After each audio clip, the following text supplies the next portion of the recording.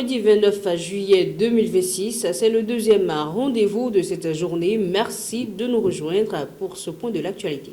Au sommaire de cette édition en République démocratique du Congo, un protocole de reddition a été signé avec les FDLR, une avancée présentée par Kinshasa comme une étape majeure vers la paix dans l'est du pays, malgré les réserves exprimées par le Rwanda. En Israël, les autorités renforcent la sécurité des plus hauts responsables de l'État après la découverte d'un présumé projet d'attentat ciblé attribué à l'Iran. Et pour finir, au Japon, le bilan du puissant séisme qui a frappé l'île de Kyushu continue de s'alourdir, tandis que les secours poursuivent leurs recherches sous les décombres. Sans plus attendre, ouvrons cette édition avec la situation sécuritaire dans l'est de la RDC.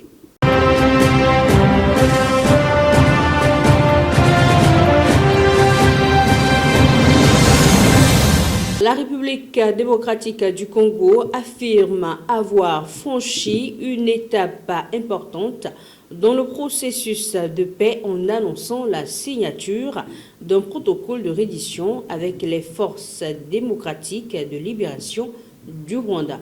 Selon le ministre de l'intégration régionale, Floribert Anzuludi, cet accord est le résultat de plusieurs mois de discussions après une première campagne de désarmement restée sans effet en 2025, puis une nouvelle phase de négociation relancée en 2026. Les FDLR se seraient déjà engagés à déposer les armes, à être regroupés dans un site de cantonnement avant un éventuel retour au Rwanda ou une réinstallation dans un pays tiers. Les combattants recherchés par la justice devront également répondre de leurs actes. Toutefois, plusieurs aspects restent à préciser, notamment le lieu de cantonnement, le calendrier de mise en œuvre et les modalités de financement. Alors que Kinshasa attend le soutien de ses partenaires internationaux, le Rwanda a rejeté l'initiative, estimant qu'elle ne respecte pas l'accord de Washington et la qualifiant de non-événement. Restons dans le registre de sécurité, mais cette fois-ci au Moyen-Orient, où l'État d'Israël a renforcé les mesures de protection autour de ses principaux dirigeants face à une menace jugée particulièrement sérieuse. L'Israël a considérablement renforcé les mesures de sécurité autour de ses principaux dirigeants après des renseignements faisant état d'un projet d'attentat ciblé attribué à l'Iran. Selon le Mossad, un réseau international piloté depuis Téhéran aurait tenté d'infiltrer les commandos étrangers afin d'assassiner des responsables politiques et des personnalités influentes israéliennes.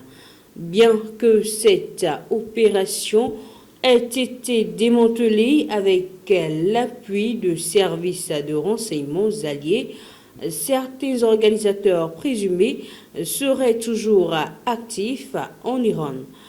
Face à cette menace, les autorités israéliennes ont adopté un dispositif exceptionnel. Réunions gouvernementales organisées dans des bunkers sécurisés, renforcement de la protection rapprochée des hauts responsables et déplacements tenus confidentiels. Par ailleurs, le Premier ministre Benjamin Netanyahou a notamment quitté l'Israël pour Washington depuis une base militaire du désert du Negev à bord de l'avion officiel selon un itinéraire et un horaire inhabituels afin de réduire les risques. Ces mesures illustrent les tensions persistantes entre l'Israël et l'Iran sur fond de crainte d'opérations clandestines visant les plus hautes autorités de l'État. Terminons cette édition en Asie où le Japon est confronté aux conséquences d'un violent séisme qui a causé d'importantes pertes humaines et de lourds dégâts matériels. Le puissant séisme de magnitude 7,1 qui a frappé le sud-ouest du Japon a fait au moins 13 morts et de nombreux disparus dans la préfecture de Kumamoto sur l'île de Kyushu. Les autorités font état d'importants dégâts matériels avec des bâtiments effondrés, des incendies, des routes endommagées et des milliers de foyers privés d'électricité et d'eau. Les opérations de secours se poursuivent notamment dans un centre commercial où plusieurs personnes restent ensevelies sur les décombres après une explosion probablement liée à une fuite de gaz. Une usine de Nippon Paper a également été durement touchée, faisant plusieurs victimes et disparues.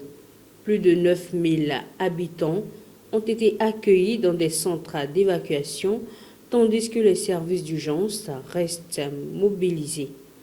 Les infrastructures de transport, notamment le réseau ferroviaire à grande vitesse Shinkansen, sont fortement perturbées.